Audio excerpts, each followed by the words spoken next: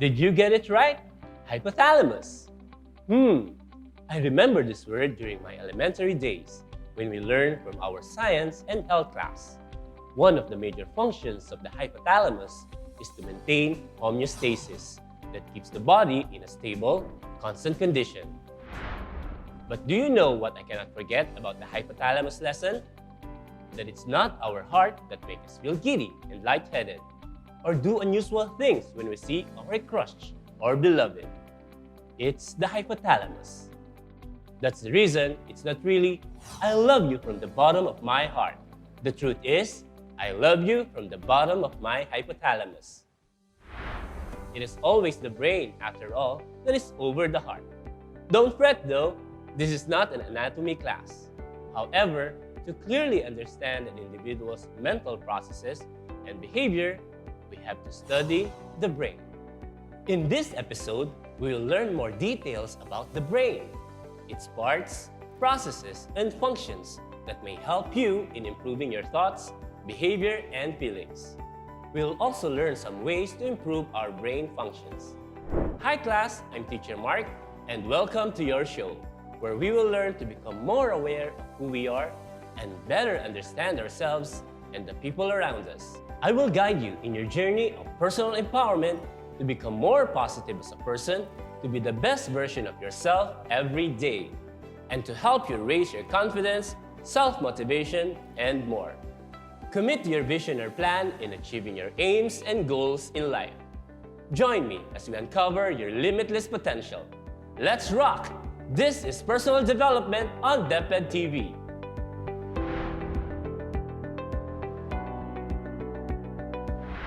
The brain is the most complex organ in the human body. It is composed of approximately 86 billion neurons that communicate in trillions of connections called synapses. It is always active and acts as the control center of the body. The brain only weighs about 3 pounds or 1.4 kilograms, which represents a mere 2% of the body's total weight. However, it uses a whopping 20% of our body's energy, and is surprisingly fatty. About 60% of the brain is fat. And of course, the brain is the seat of our intelligence. Our creativity, emotions, and memory are just a few of the many things governed by the brain. Lying in its bony shell and covered by protective fluid, the brain is the source of all the qualities that define our humanity. The brain works as a single organ, but it is divided into areas with their own unique expertise and function. The brain has 3 main regions: the forebrain, midbrain, and the hindbrain. Let's begin with the forebrain. The forebrain is in the uppermost region of the brain. It includes the cerebrum, thalamus, hypothalamus, and the limbic system. The cerebrum is the largest part of the brain, covered by the cerebral cortex. It regulates senses, memory, emotions, intellectual activities, and body movement, while the cerebral cortex is responsible for processing information is divided into hemispheres by a band of fibers called the corpus callosum. The right cerebral hemisphere controls the left side of the body, while the left cerebral hemisphere controls the right side of the body. Have you ever heard someone say that he tends to be more of a right brain or a left brain thinker? They say that left brain thinkers have strong math and logic skills, while right brain thinkers are told that their talents are more on the creative side. Given the popularity of this idea of right brain and left brain thinkers, it might surprise you to learn that this idea is just one of the many myths about the brain. According to a 2013 study from the University of Utah, brain scans demonstrate that activity is similar on both sides of the brain, regardless of one's personality. They studied the brain scans of 1,011 young people between the ages of 7 and 29 and divided different areas of the brain into 7,000 regions to determine whether one side of the brain was more active or connected than the other side. No evidence of sidedness was found. The researchers concluded that the notion of some people being more left-brained or right-brained is more of a figure of speech than an anatomically accurate description. So now that we've cleared that up, let's move on to a more detailed discussion of the cerebral hemisphere. Each cerebral hemisphere contains 4 lobes that share complex relationships: the frontal lobe, parietal lobe, temporal lobe, and occipital lobe. The frontal lobe is situated at the front part of the brain, which controls memory, emotion, stress response, speech, decision-making, and planning. The parietal lobe is situated near the back of the frontal lobe, which regulates sensory perception. The occipital lobe is situated at the back of the head, which regulates sight. It is responsible for receiving and processing visual information from the retina. The temporal lobe is in the lower lobe of the cortex, sitting close to ear level within the skull. It regulates memory, hearing, and comprehension. It is the home of the limbic system structures, including the amygdala and hippocampus. Let us explore the limbic system, the part of the brain involved in our behavioral and emotional responses, especially when it comes to behaviors we need for survival, feeding, reproduction, and caring for our young, and fight or flight responses. The limbic system is a complex set of structures that lies on both sides of the thalamus, just under the cerebrum. It includes the hypothalamus, the hippocampus, the amygdala, and several other nearby areas. It appears to be primarily responsible for our emotional life and has a lot to do with our memories. Imagine the limbic system as the headquarters of emotions in the control center inside one's mind that advises us in everyday life, like from the movie Inside Out. The thalamus connects areas of the cerebral cortex that sends, receives, and organizes information. It also plays a role in control of sleep and wake cycles. Try to imagine them as 2 traffic enforcers named Tala and Amos. The hypothalamus is located below the thalamus and above the brain stem. It is one of the busiest parts of the brain and is mainly concerned with homeostasis. Homeostasis is the process of returning something to some set point. It also means a healthful, balanced bodily state. Our body is always trying to achieve this balance. For example, the feelings of hunger are the brain's way of letting us know that we need more nutrients to achieve homeostasis. The other way the hypothalamus controls things is via the pituitary gland. It is neurally and chemically connected to the pituitary, which pumps hormones called releasing factors into the bloodstream. As you know, the pituitary is the so-called master gland, and its hormones are vitally important in regulating growth and metabolism. The hippocampus, that looks like a pair of seahorses that curves back from the amygdala, stores your memory, and it's also another part of the brain that is involved in your fear responses. If the hippocampus is damaged, a person cannot build new memories, just like in the movie 50 First Dates. Next, let's move on to the midbrain and hindbrain. The midbrain is located between the forebrain and the hindbrain. It functions mainly as a relay center for sensory and motor nerve impulses between the pons and spinal cord, and the thalamus and cerebral cortex. The hindbrain is situated at the back of the head. It's the brain's well-protected central core, which includes a cerebellum that receives information from the sensory system and the spinal cord to regulate balance and posture and coordinate movement. Evolutionarily speaking, the hindbrain contains the oldest parts of the brain. Also, the midbrain and hindbrain form the brainstem. The brainstem is located at the lower part of the brain, which leads to the spinal cord, It contains the pons and medulla oblongata.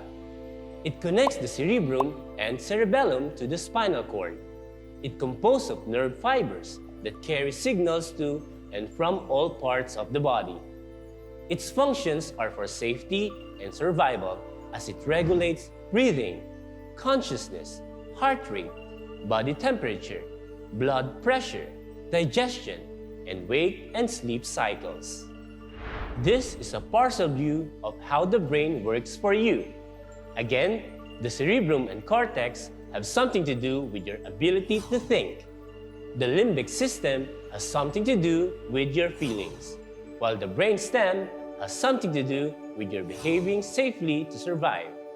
These are all important for personal development. What are you thinking right now? Can you look around? What do you see, smell, feel, and hear? Is it good or not? Try to look at your face. Is there any dirt that needs to be cleaned? How did you feel after you saw it? What will you do about it? Then, after you take care of it, tell yourself how it changed your mood. Aha! The brain makes you think, feel, and behave. Its complex interrelationships enable you to think critically, creatively, and carefully in various situations. The experiences you gain from these situations help you to develop specific reactions towards yourself and others, which in turn determine who you are as a person. A person who possesses right and good thoughts processes, feelings, and perception. Understanding the different parts of the brain, processes, and functions can help you improve your thoughts, behaviors, and feelings. In this phase of your life, it would be good for you to explore ways to improve your brain functions for personal development. As you demonstrate your ways to fully develop your brain functions, enhancing and balancing your mental abilities will support your personal development. The brain is responsible for our way of thinking, feeling, and behaving. Still, it is essential to observe and exercise ways to improve your brain functions as a maturing adolescent. Here are some useful tips to improve your brain power that will help you activate your brain functions for personal development. First, it is important to have physical and mental exercise.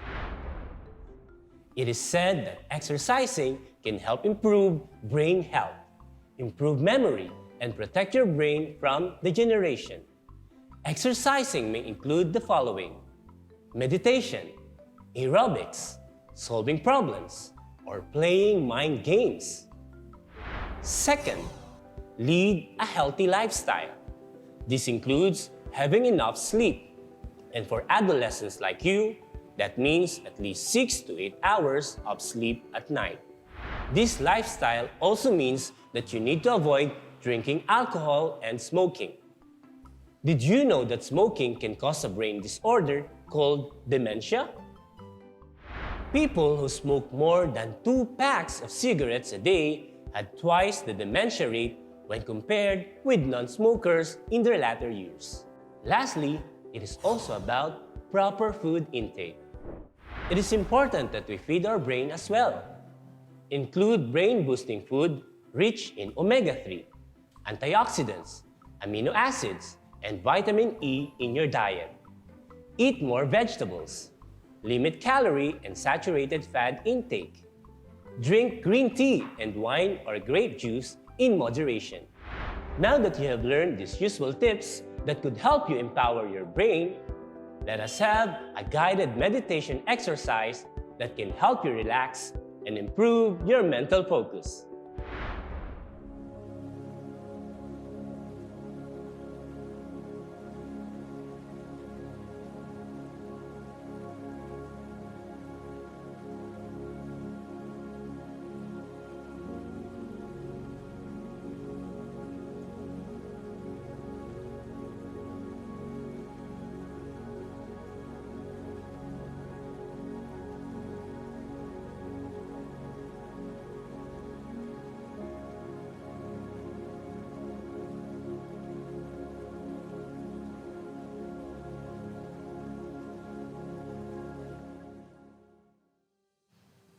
How do you feel now? Personally, I feel calmer and more relaxed after that meditation exercise. I hope that it also had the same effect on you, which is good because we are nearing the end of our episode and it may be time for you to relax even more. But before I let you go, here are some of my tips. Turn off negative thoughts in your mind. Positive thinking, especially in the future tense, speeds up the creation of cells and dramatically reduces stress and anxiety. So, think positive. Stay curious and train your brain to innovate and create fresh ideas. When you experience something new, that actually stimulates your brain. Keep on reading. Imagination is a great way to train your brain. So here's what I would like you to do for your assignment. Take a selfie showing how you can improve your brain functions for your personal development and use the hashtag MyPDJourney and hashtag DepEdTV. Before we end our episode today, let me share this quote. Be the engineer of your brain. Maintain and operate it to be always in its perfect condition. Love your brain. Your mind is powerful. Think positive and positive things will happen. Always be mindful. Be in the present moment. This is Teacher Mark. I see greatness in you. Know your worth, make a habit of developing yourself, and be your best version every day. See you in our next episode on personal development on DepEd TV.